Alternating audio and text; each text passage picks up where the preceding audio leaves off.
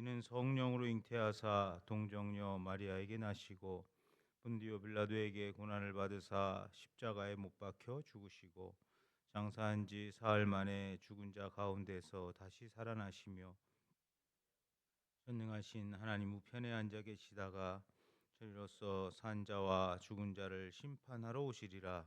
성령을 믿사오며 거룩한 공회와 성도가 서로 교통하는 것과 죄를 사하여 주시는 것과 몸이 다시 사는 것과 영원히 사는 것을 믿사옵나이다. 아멘. 우리 다 같이 찬송가 270장 힘차게 찬양하시겠습니다.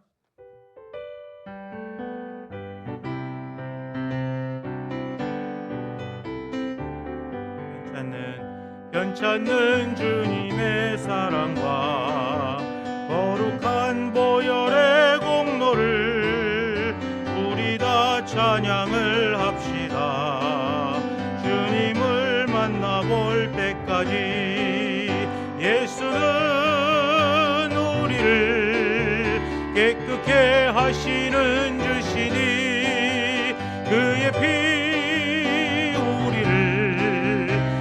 보다 더 희게 하셨네.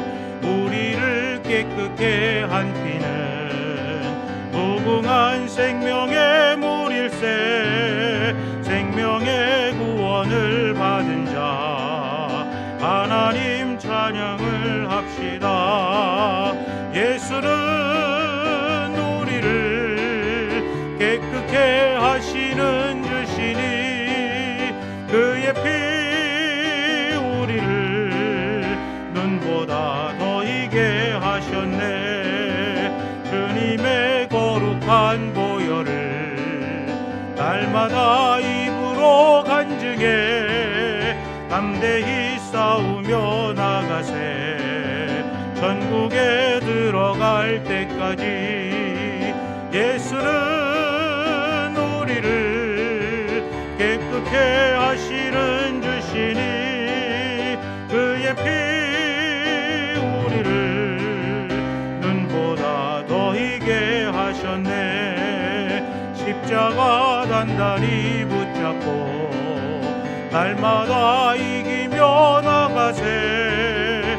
머리에 면류관 쓰고서 주 앞에 찬양할 때까지 예수는 우리를 깨끗게 하시는 주시니 그의 피 우리를 눈보다 더 희게 하셔. 3절 4절 주님의 거룩한 보혈을 날마다 입으로 간증해 담대히 싸우며 나가세. 천국에 들어갈 때까지 예수는 하시는 주시니 그의 피 우리를 눈보다 더 희게 하셨네. 십자가 단단히 붙잡고 날마다 이기며 나가세. 머리에 면류관 쓰고서 주 앞에 찬양할 때까지 예수는 깨끗게 하시는 주시니 그의 피 우리를 눈보다 더 희게 하셨네. 주 없이 살 수 없네. 죄인의 구주여 그 귀한 법의 피로 날 구속하소서.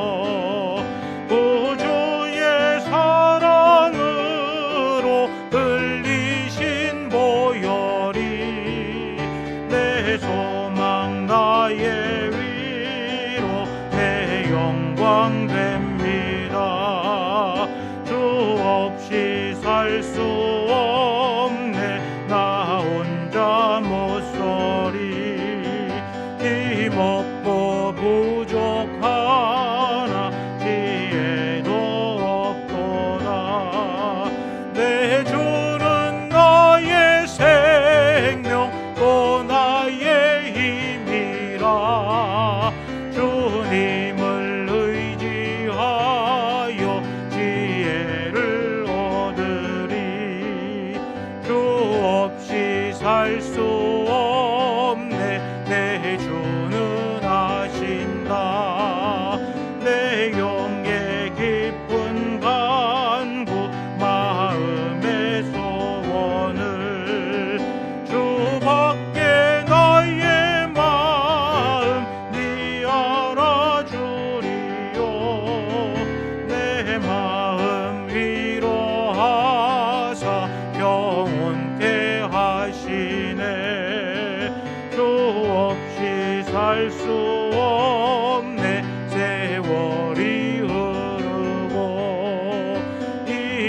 깊은 고독 속에 내 생명 끝나도 사나운 풍랑일 때 날 지켜주시니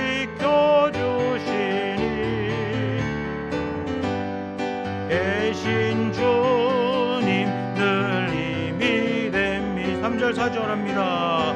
주 없이 살 수 없네 내 주는 아신다. 내 영의 깊은 간구 마음의 소원을 주밖에 나의 마음 네 알아주리요. 내 마음 위로하사 평온케 하시네.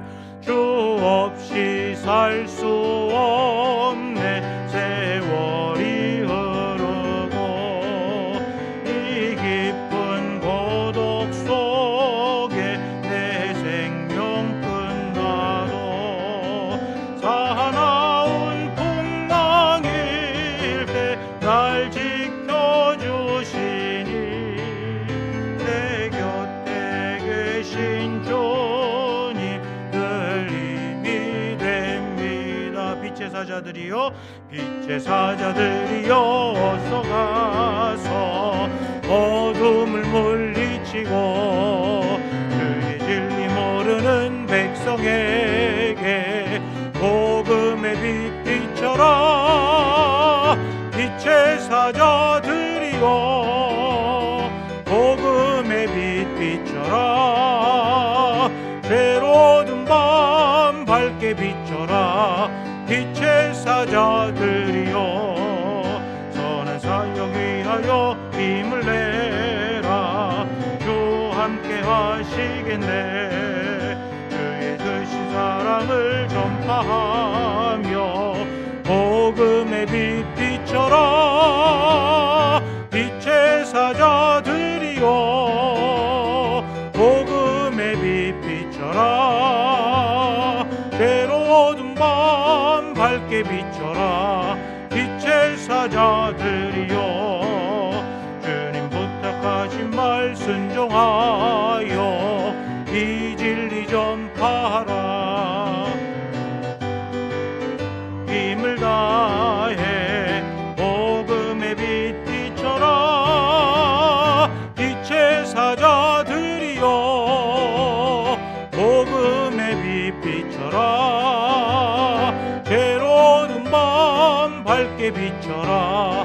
빛의 사자들이여 동서남북 어디나 땅끝까지 주님만 의지하고 눈 어두워 못 보는 백성에게 복음의 빛 비춰라. 빛의 사자들이여 복음의 빛 비춰라. 괴로운 밤 밝게 비춰라. 빛의 사자들 3절 4절 주님 부탁하신 말 순종하여 이 진리 전파하라. 산을 넘고 물 건너 힘을 다해 복음의 빛 비춰라. 빛의 사자들이여 복음의 빛 비춰라. 괴로운 밤 밝게 비춰라. 빛의 사자들이여 동서남북 어디나 땅끝까지 주님만 의지하고 눈 어두워 못 보는 백성에게 복음의 빛 비춰라. 빛의 사자들이여 복음의 빛 비춰라. 괴로운 밤 밝게 비춰라. 빛의 사자들이여. 아멘. 마지막으로 313장 찬양하신 후에 황철규 집사님 예배를 위해서 기도해 주시겠습니다.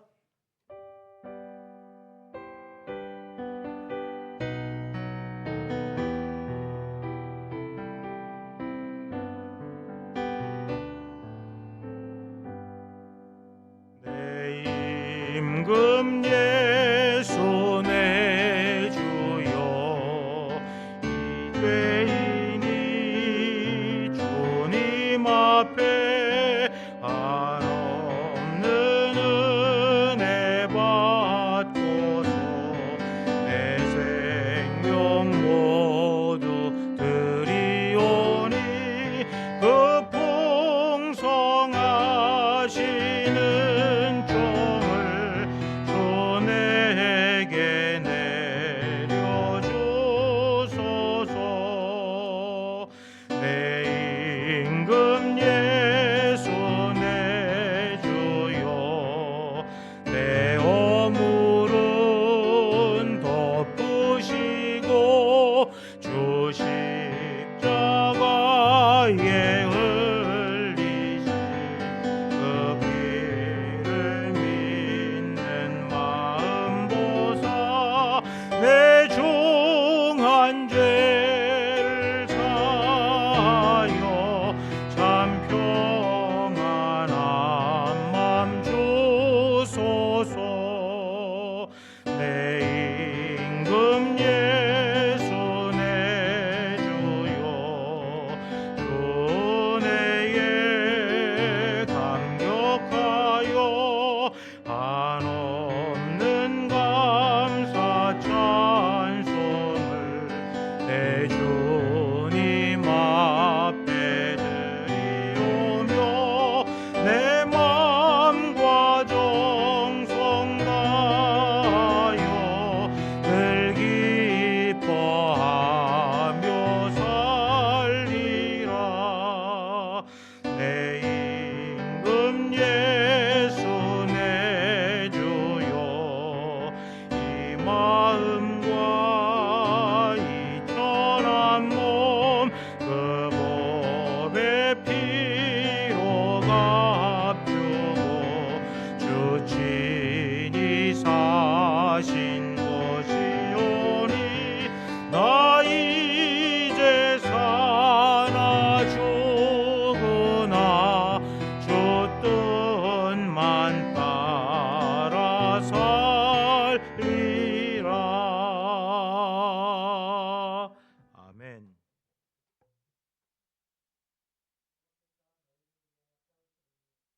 가만히 있을지니라.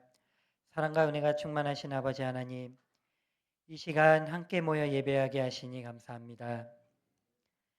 함께하지 못한 자녀들을 기억하시고 어느 곳에 있든 무엇을 하던 항상 아버지의 사랑을 받는 자녀로서 행동하게 하옵소서. 아버지, 우리는 위기 상황에서 가장 먼저 나의 능력으로 주변의 도움으로 위기를 이겨내려 합니다. 마지막까지 발버둥 치다 물러설 곳이 더 이상 없을 때 비로소 아버지께 엎드려 간청합니다. 위기 앞에서 눈에 보이는 힘과 계산을 의지하는 어리석음을 용서하여 주옵소서. 위기는 두려움의 자리가 아니라 하나님을 드러내는 시간임을 알게 하옵시며, 길이 보이지 않을 때에는 길이 막힌 것이 아니라 하나님의 길이 아직 열리지 않은 것을 알게 하옵소서. 위기로 인해 불안해할수록 결정하기 전에 먼저 하나님께 묻고 기도로 방향을 정하게 하옵소서. 사람의 계산이 아니라 하나님의 뜻을 구하게 하시옵고, 눈에 보이지 않는 주님의 손을 신뢰하게 하시고 우리의 길을 여시는 하나님을 경험하게 하시옵소서. 그런 죽변 장로교회의 성도 되길 원합니다. 우리의 영을 먹이시는 목사님의 가정에 평안을 주옵시고, 그 말씀이 선포될 때에 성령님의 감화 감동하심으로 날로 영적 성장하는 죽변 장로교회 성도 되게 하옵소서. 감사드리며 이 모든 말씀 우리 주 예수 그리스도 이름 받들어 기도합니다.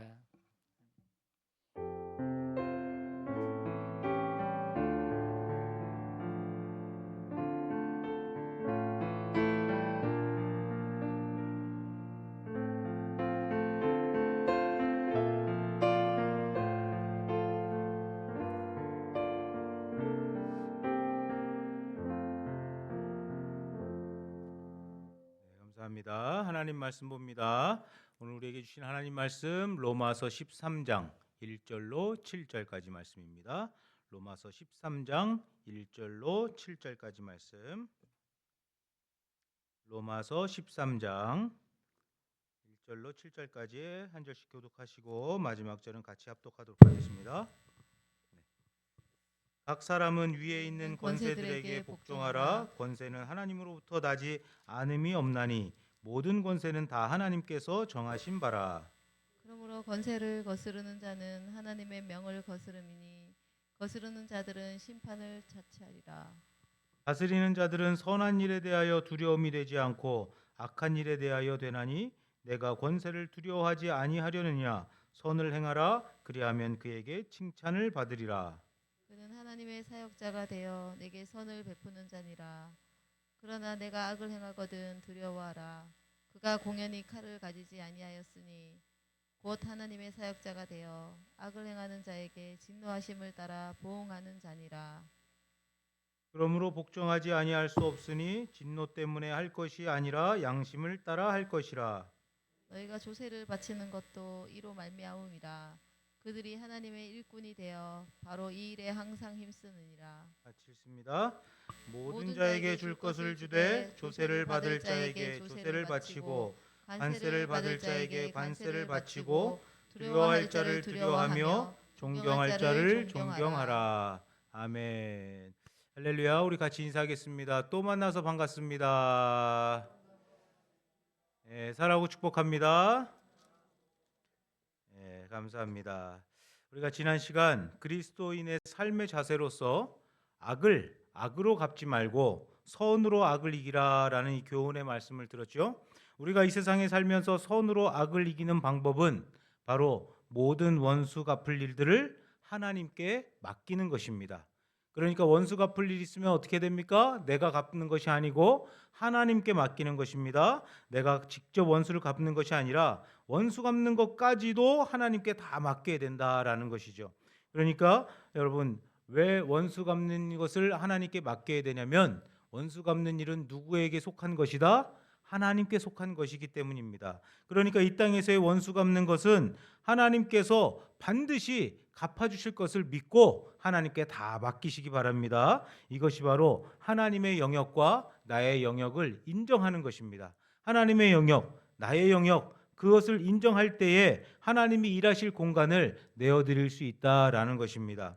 또한 하나님의 진정한 뜻은 무엇이냐면 원수가 줄이거든 먹이고 목마르거든 마시게 하라라는 그 말씀과 같이 이제 원수 갚는 것을 하나님께 맡기는 것을 떠나서 더 나아가서 한 발 더 나아가서 원수에게 선을 베풀러라라는 것입니다. 원수에게 선을 행하고 사랑을 베푸는 삶이야말로 진정한 그리스도인의 삶의 자세다라는 것을 꼭 기억하셔서 원수의 머리에 무엇을 올려놓는? 숯불을 올려놓는 지혜로운 저와 여러분이 다 되시기를 간절히 소망합니다. 자, 이제 오늘 말씀은 그리스도인의 권세에 대한, 그리스도인과 권세와의 상관관계에 대해서 말씀을 하고 있습니다. 우리는 이 세상을 살아가면서 다양한 권세 아래에 있습니다. 그러니까 국가의 권세, 또 법의 권세, 또 여러 가지 제도의 권세, 또 지도자의 권세, 그 속에서 우리가 그 권세 앞에 복종하면서 살아가고 있습니다. 그런데 성경은 이러한 권세에 대해서 매우 분명하게 말씀하고 있는데요. 그것은 바로 이 모든 권세는 하나님께로부터 났다라는 것입니다. 우리 다 같이 본문 1절 말씀 다 같이 시작. 각 사람은 위에 있는 권세들에게 복종하라. 권세는 하나님으로부터 나지 않음이 없나니 모든 권세는 다 하나님께서 정하신 바라. 모든 권세는 다 하나님께서 정하신 바라. 이 말씀은요, 단순한 그냥 사회 질서의 문제가 아니라 신앙의 문제를 이야기하는 것입니다. 그리스도인이 세상 속에서 어떠한 마음 자세로 살아야 하는지를 반드시 분명하게 말씀해 주고 있는 것입니다. 모든 권세는 누구로부터 났다? 하나님께로부터 났기 때문에 성도들은 세상의 권세에도 복종해야 된다라는 것입니다. 그러니까 각 사람은 위에 있는 권세들에게 복종하라. 권세는 하나님께로부터 나지 않음이 없나니라고 말씀하고 있죠. 각 사람이 위에 있는 권세들에게 복종하라. 그 권세들은 모두 다 하나님께로부터 났기 때문에 복종해야 된다라는 것입니다. 여러분, 권세, 권위, 어떤 통치 이런 것 모두 같은 말인데 그 권세들에게 우리가 무엇을 해야 된다고요? 복종해야 된다라는 것입니다. 여기에서 복종이라는 단어는 헬라어로 휘포타소라고 하는데 이 단어의 뜻이 뭐냐면 뭐뭐 질서 아래에 두다. 그러니까 우리가 복종한다라는 것은 나라에 복종한다. 그러면 나라의 질서 아래에 나를 두는 것입니다. 또 교회의 질서 아래에 나를 두는 것입니다. 그러니까 어디에 질서 아래에 두는 것이 복종이라는 거예요. 또 다른 의미로는 자발적으로 순종하다가 복종이라는 것입니다. 이 헬라어 원어의 뜻을 보면 그러니까 복종이라는 것은 내가 억지로 하는 게 아니고 뭐라고요? 자발적으로 내가 기쁜 마음으로 하는 거예요. 권세들에게 복종하는 것은 권세 아래에 나를 두는 것이고 억지로 복종하는 것이 아니라 자발적인 순종을 의미하는 단어다라는 것입니다. 그러니까 그리스도인은 하나님의 나라의 권세에 복종하는 사람들이지만 이 땅에 사는 동안에도 어떤 권세에 복종해야 돼요? 세상의 권세에 복종하고 그러니까 자발적으로 순종하고 그 질서 아래에 내가 살아야 된다라는 것입니다.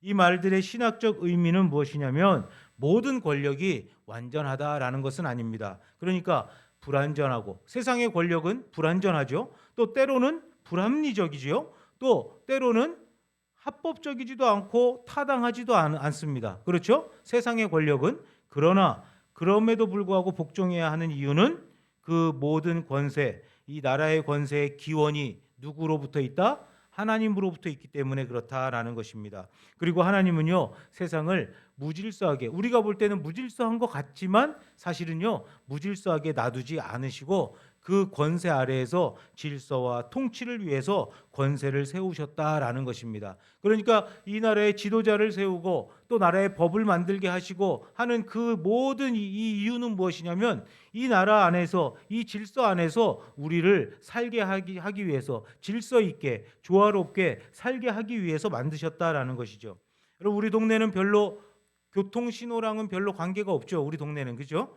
예, 우리 동네는 그런데 저 도심지에 가보면 어떻습니까? 교통 신호가 굉장히 신호등이 많고 그 신호에 따라서 차들이 질서정연하게 다니는 모습들을 보게 됩니다. 사실 신호등에 맞추고 빨간불에 멈추어서 기다리고 초록불로 바뀌면 가는 그것이 매우 불편해 보일 수 있습니다. 제가 이제 서울에서 있다가 여기 딱 내려오니까 여기는 뭐 너무 편하더라고요. 예, 신호등이 있어도 상관이 없어요. 예, 저 밑에 신호등이 있어도 전혀 관계가 없더라고요. 그냥 다 건너다니고, 예, 차들도 그냥 다 지나다니고, 왜 아무 관계가 없어요. 그런데 사실은 그거 어떻게 해야 되는 거예요? 지켜야 되는 거죠, 사실은. 예, 그런데 여기 내려와서 보니까 뭐 차가 끼어들어도 누가 뭐라 하는 사람도 없고 도로에 차를 세워놔도 뒤에서 빵빵거리는 사람들도 없고 저는 경상도라서 굉장히 성격이 급할 줄 알고 사람들이 막 다혈질이고 그러니까 분명히 그럴 것이다 했는데 제가 보니까 여기 울진의 사람들은요 특히 죽변의 사람들은 굉장히 인격적이더라고요. 예, 차 운전하는 걸 보니까 굉장히 다들 양반이에요, 양반. 예, 뭐라고 하는 사람도 없어. 앞에서 차를 막고 길가를 막고 있어도 그냥 가만히 있더라고요. 그래서 우리 장로님들이 운전하는 걸 옆에 타고 와도 예, 그냥 뭐 누가 끼어들고 뭐 해도 뭐 욕 한마디는 안 하시더라고요. 예, 그래서 야 인격적으로 너무 좋으신가 보다. 예? 그래서 제가 처음에 와서 참 감동을 받았다니까요. 예, 서울에서는요 목사님들도 막 욕하거든 막 지나다니면 그래가지고 성도님들이 시험 들어요. 성도님들이 예, 같이 신방 가다가 막 누가 잘못해서 사고 날 뻔하면 창문 열고 야이엑스 막 하면서 막 목사님들이 옆에 교회 그 로고 붙어 있는데도 막 싸우고 막 그래요.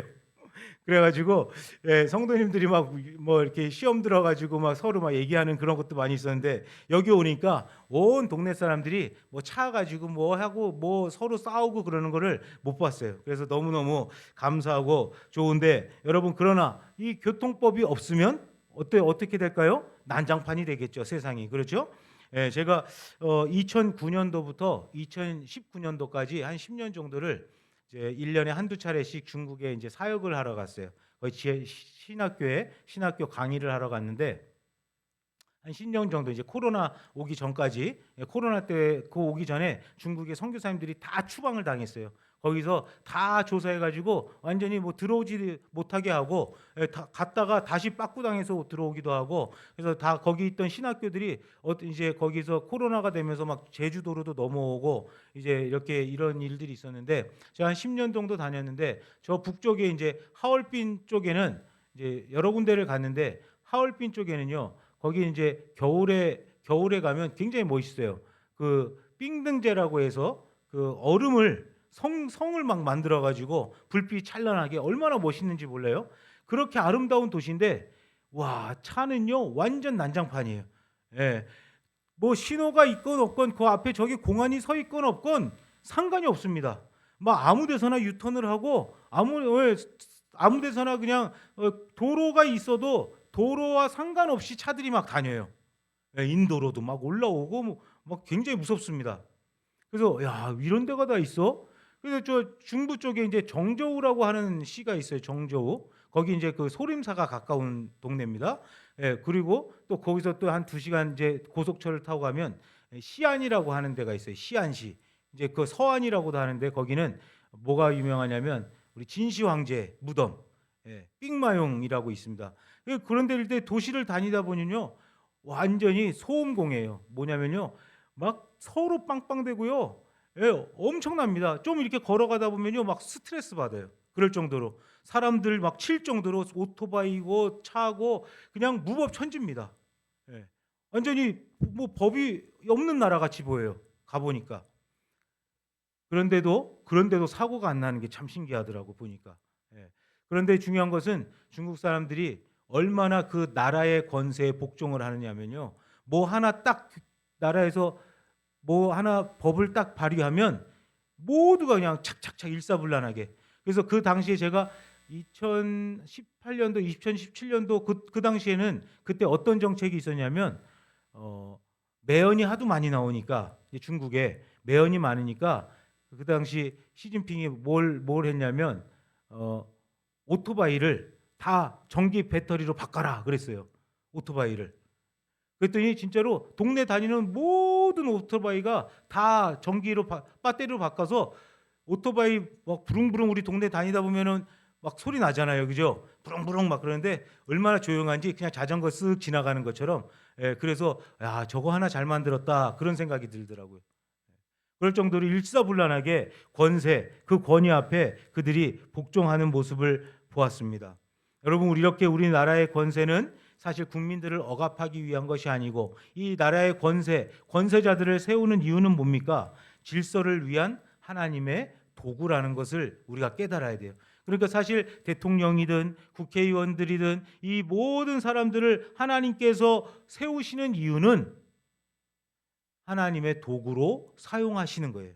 그러니까 그들이 하나님을 믿든 믿지 않든 하나님의 도구로 사용하시는 겁니다. 그래서 나라의 권세에 대한 우리 백성들의, 국민들의 태도는 뭐여야 되냐면 복종이다라는 것입니다. 따라서 권세에 대한 태도가 바로 하나님의 태도다라고 말씀드릴 수 있습니다. 우리 다 같이 본문 2절 말씀 한번 볼까요? 본문 2절. 자, 시작. 그러므로 권세를 거스르는 자는 하나님의 명을 거스름이니 거스르는 자들은 심판을 자취하리라. 예, 권세를 거스르는 자는 하나님의 명을 거스름이니 거스르는 자들은 심판을 자취하리라. 그러니까 나라의 권세를 거스르는 것은 곧 누구의 명을 거스른다는 거예요? 하나님의 명을 거스른다라는 것입니다. 그러니까 나라의 권세를 무시하지 말고 복종해라라는 것이죠. 그런데 사실 이 말씀을 오해하지 말아야 될 것은요, 무조건적으로 복종하느라는 의미는 아닙니다. 무조건적으로 복종하는 것이 아니고 하나님의 뜻에 반하는 권세를 나타내는 경우에는 어떻게 되겠습니까? 여러분, 하나님의 뜻에 반하는 권세, 나라가 하나님의 뜻에 반하는 권세를 나타낼 때에는 그것을 어떻게 해야 되는지 사도들이 분명히 말씀하고 있습니다. 우리 다 같이 사도행전 5장 29절 말씀. 자, 시작. 베드로와 사도들이 대답하여 이르되 사람보다 하나님께 순종하는 것이 마땅하니라. 예, 그러니까 뭐라고 이야기하냐면 예수님의 사도들도 뭐라고 얘기합니까? 사람보다 하나님께 순종하는 것이 마땅하니라. 결국 하나님의 뜻에 반대되는 그런 권세를 부리는 지도자들이나 통치자들에게는 우리가 그 뜻을 따르면 안 된다라는 것이죠. 그러니까 원칙은 분명합니다. 기본적으로 나라의 권세에 순종하는 것은 마땅하지만 그러나 나라의 뜻, 지도자의 뜻이 하나님의 뜻과 하나님의 말씀과 충돌할 때에는 하나님의 말씀을 우선하고 하나님의 말씀을 따르는 것이 마땅하다라는 것입니다. 그러니까 여러분 나라의 권위, 권세에 대해서 어떤 태도를 가져야 하냐면 먼저는 우리가 불평과 비판은 하지 말아야 됩니다. 먼저는 순종을 해야 됩니다. 하지만 나라가 하나님의 뜻과 반대된다면 우리는 하나님의 뜻에 따라야 된다라는 것을 말씀하고 있는 것입니다.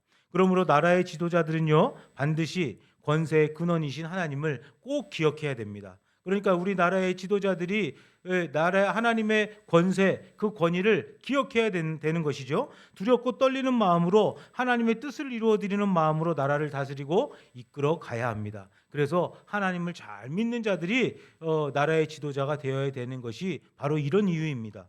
왜냐하면 권세는 악을 억제하고 선을 장려하는 도구가 되기 때문에 그래요. 즉 하나님의 사역자가 되어서 선을 베푸는 자가 바로 권세를 잡은 자다라고 오늘 말씀하고 있습니다. 우리 다 같이 본문 3절로 4절 말씀 3절 4절 시작. 다스리는 자들은 선한 일에 대하여 두려움이 되지 않고 악한 일에 대하여 되나니 내가 권세를 두려워하지 아니하려느냐.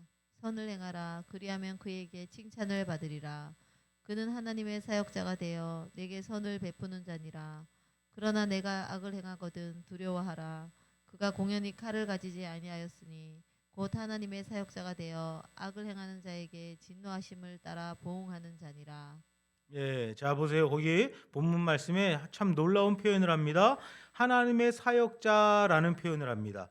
그러니까 우리 권세를 다스리는 자들, 그 이 나라를 지도하는 자들, 세상을 지도하는 그 권세자들을 뭐라고 표현해요? 하나님의 사역자다라고 이렇게 표현합니다. 이것은요, 하나님이 세상을 다스리시는 방식을 보여주는 아주 중요한 말씀입니다. 여러분 사역자라고 하는 단어는요, 헬라어로 디아코노스라고 하는데 디아코노스 헬라어로 사역자 이것은 섬기는 자다라는 뜻입니다. 그러니까 하나님의 사역자다라고 하는 것은 결국 하나님의 일을 돕는 섬기는 자다라는 것이에요. 그리고 종이라는 뜻입니다. 우리나라에도 국회의원 선거나 대통령 선거철 되면 어떻습니까? 이제 곧 또 선거철이 다가오죠. 어떻습니까? 뭐라고 합니까? 후보자들이 국민의 종으로 섬기겠습니다. 종이 된대요, 종. 그런데 이제 막상 당선이 되면 언제 그랬냐는 듯이 자기들이 주인 노릇하고 왕 노릇을 하니까 이제 비리도 생기고 문제도 생기는 것이겠죠. 그러니까 원래 나라의 권세자들은 하나님의 사역자, 하나님의 종으로서의 백성들을 섬기는 자들, 그들이 바로 나라의 권세자들이라는 거예요. 그래서 이 단어는요, 자 특별히 우리 집사님들 잘 들으세요. 디아코노스라고 하는 단어가 집사라는 단어에 집사. 이 집사님들은 그러니까 뭐예요? 종이라는 거예요, 종. 섬기는 자라는 겁니다. 그래서 우리 한문으로 집사 무슨 뜻인지 아세요? 잡을 집, 일사. 일을 잡는 사람들이 집사예요. 그러니까 일을 맡아서 하는 사람, 교회 좀 다니고 뭐 세례 받고 이제 좀 한 몇 년 지나면 되는 사람이 집사가 아니고 집사는 어떤 사람이다? 일을 맡아서 하는 사람이 집사라는 거예요. 그래서 교회 일은 누가 하는 거다? 집사님들 왜 대답이 없습니까? 교회 일은 누가 하는 거다? 집사가 하는 거예요. 집사가. 집사님들이 하는 거예요. 그래서 집사의 뜻은 뭐다? 종이다. 섬기는 자다라는 거예요. 이 헬라어 뜻을 얘기하는 거예요. 제가 만든 게 아니고 헬라어 원문의 뜻을 이야기하는 것입니다. 그래서 이 집사가 바로 나라의 권세자들과 똑같은 단어라는 거예요.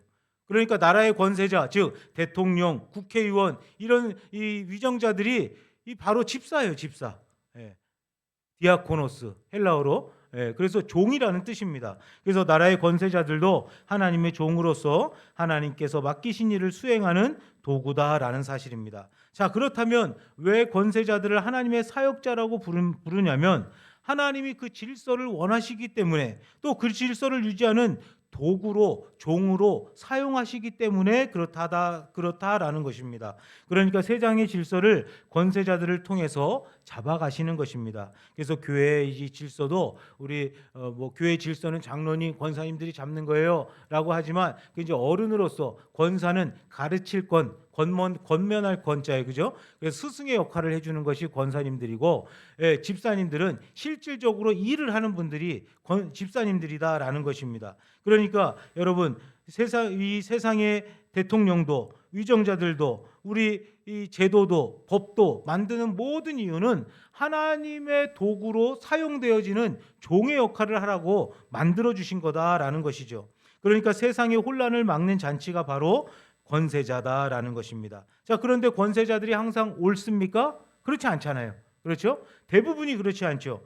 성경에도 잘못된 권세자가 많이 등장합니다. 악한 권세자들이 나옵니다. 우리가 잘 아는 바로왕, 얼마나 끈질기게 악합니까? 그죠? 바로왕, 또 헤로당, 아기 예수를 경배하러 간다고 거짓말하고 모든 아기들을 다 죽이는 그죠? 그런 악한 왕이 많이 있지 않습니까? 그래서 우리가 해야 할 일은 권세자들을 위해서 어떻게 해야 되냐면 기도해야 되는 거예요. 권세자들을 위해서 기도해야 된다고 디모데전서에 말씀하고 있습니다. 우리 다 같이 디모데전서 2장 1절 2절 말씀 시작. 그러므로 내가 첫째로 권하노니 모든 사람을 위하여 간구와 기도와 도구와 감사를 하되 임금들과 높은 지위에 있는 모든 사람을 위하여 하라. 이는 우리가 모든 경건과 단정함으로 고요하고 평안한 생활을 하려 함이라. 예, 그렇습니다. 여러분 우리가 모든 사람들을 위하여 기도하되 특별히 누구를 위하여 하라고요? 임금들과 높은 지위에 있는 모든 사람을 위하여 하라. 그러니까 이 땅의 권세자들, 이 위정자들을 위해서 하라는 거예요. 왜냐하면 고요하고 평안한 삶을 살기 위해서다라는 것입니다. 여러분 우리가 금요일마다 나라 민족을 위해서 기도하고 위정자들을 위해서 대통령을 위해서 기도하잖아요. 그죠? 예, 그런 이유가 바로 이것입니다. 고요하고 평안한 삶을 살기 위해서 우리가 더 주님께 예배하고 또 이렇게 신앙생활을 기쁘게 잘 감당할 수 있도록 이 나라가 평안해야 그 일을 할 수 있지 않겠습니까? 권세자도 사람인지라 완벽하지는 않지만 권세자의 역할을 잘 감당하여야 나라가 평안하고 고요한 것이다라는 것이죠. 그렇게 나라가 평안해야 우리 백성들도 평안한 삶을 살 수 있기 때문에 권세자들을 위해서 기도해야 된다라는 것입니다. 따라서 여러분 권세자를 무조건 맹종하는 것도 또 무조건 또 반대로 비판하는 것도 아니고 권세자들이 올바르게 나라를 잘 다스릴 수 있도록 우리가 기도하시기를 바랍니다. 하나님은 지금도 세상을 권세자들을 통하여 다스리고 계시는 것입니다. 선한 권세자들도 또 악한 권세자들도 모두 하나님이 사용하고 계신다는 것을 여러분 믿고 그들을 위해서 기도하시기 바랍니다. 자, 그런데 솔직히 우리가 세상의 권세자들에게 복종하는 것, 여러분 우리가 세상의 권위에 복종하는 것, 이 나라의 법에 복종하는 이유가 무엇입니까? 여러분 우리가 곧 속도 카메라 지나갈 때 속도 카메라 지나가는 동안 잠깐 우리가 브레이크 밟고 속도를 줄이는 이유가 무엇입니까? 뭐죠? 벌금 안 내려고 그러는 거잖아요. 그죠? 벌금 안 내려고. 결국은 무슨 말이냐면 나라의 권세에 우리가 복종하는 이유가 대부분이 벌 받지 않으려고 진노당할까 두려워하는 마음에 복종을 하는 경우가 많다라는 것입니다. 그러나 여러분 성경은 백성된 우리들에게 이렇게 말씀하십니다. 양심을 따라 순종하라. 우리 다 같이 본문 5절 말씀 봅니다. 시작. 그러므로 복종하지 아니할 수 없으니 진노 때문에 할 것이 아니라 양심을 따라 할 것이라. 예, 그러니까 복종하는데 진노 때문에 하지 말고 양심을 따라 해라랍니다.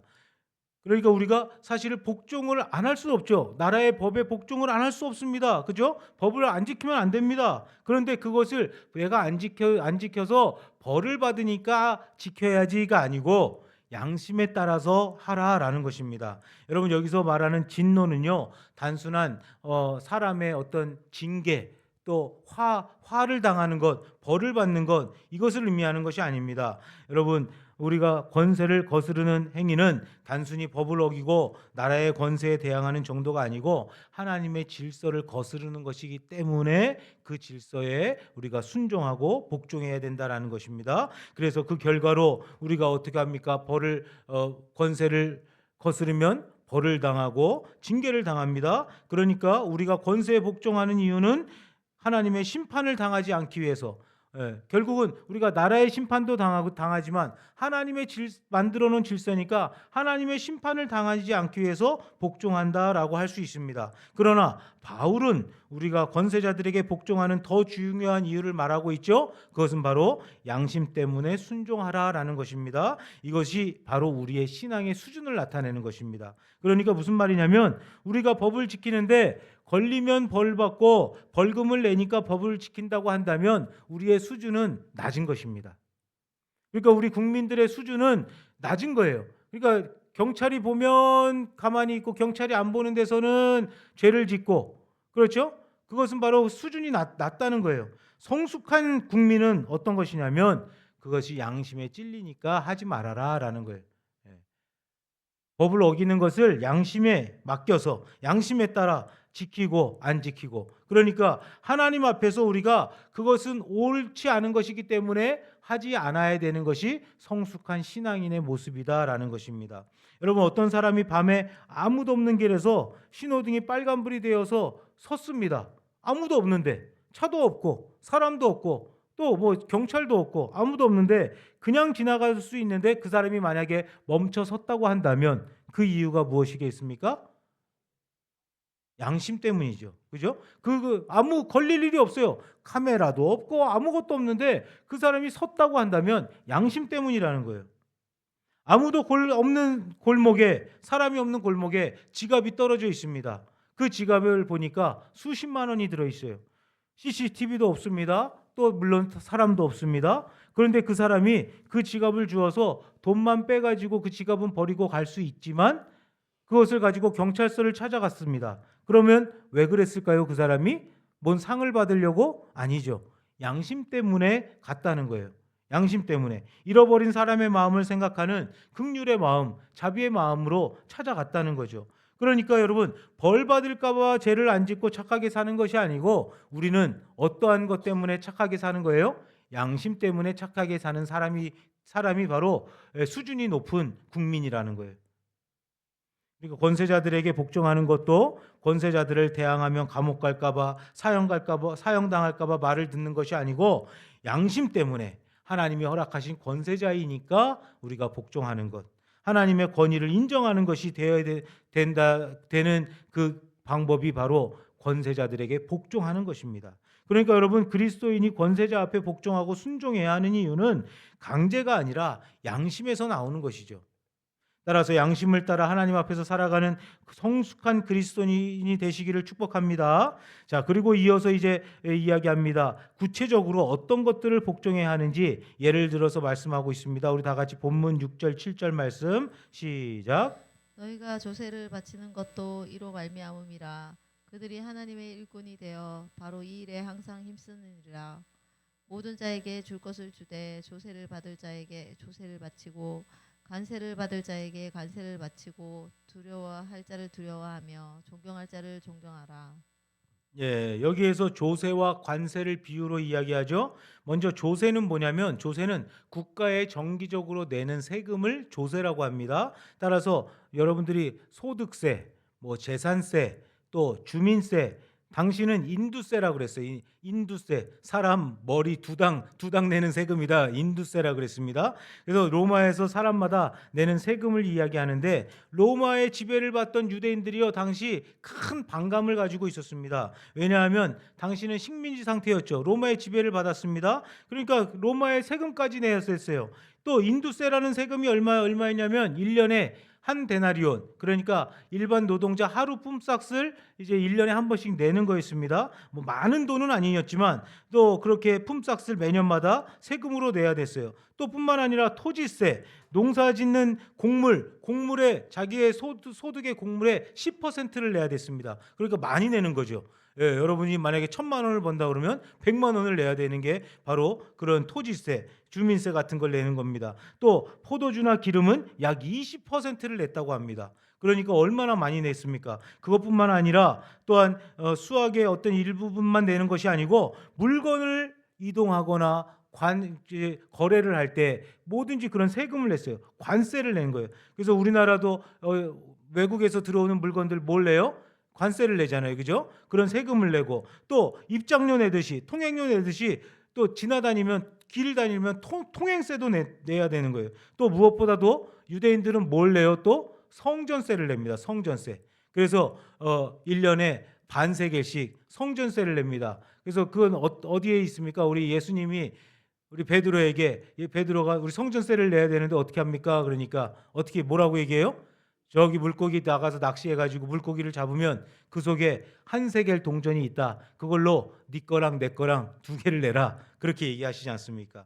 예, 이러한 세금들을 이스라엘 백성들은 부당하다고 여긴 거예요. 왜냐하면 단순히 금액이 많아서가 아니라 자 보세요. 정치적으로 경제적으로 신앙적으로 문제가 있기 때문에 그래요. 정치적으로는 이 자기들이 이 세금을 내면 로마의 지배를 인정하게 되는 것이기 때문에 이게 내야 되나 말아야 되나 고민하는 거예요. 또 신앙적으로는 하나님의 내가 다른 왕을 인정하는 것이 되기 때문에 또 그렇게 고민이 되는 거죠. 또 경제적으로는 이 세금이 엄청난 부담감이 되니까 고민하는 겁니다. 그러나 예수님께서 아주 중요한 말씀을 하십니다. 우리 다 같이 마태복음 22장 21절 22절 말씀 같이 봅니다. 시작. 이르되 가이사의 것이니이다. 이에 이르시되 그런즉 가이사의 것은 가이사에게 하나님의 것은 하나님께 바치라 하시니 그들이 이 말씀을 듣고 놀랍게 여겨 예수를 떠나가니라.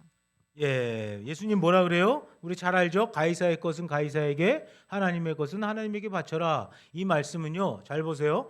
야, 너희들 나라 그 가이사 동전에는 가이사 왕이 형상이 새겨져 있지 않습니까? 그러니까 그건 가이사에게 주고 하나님께 바치는 그 성전세는 하나님께 바쳐라. 그런 의미가 아닙니다.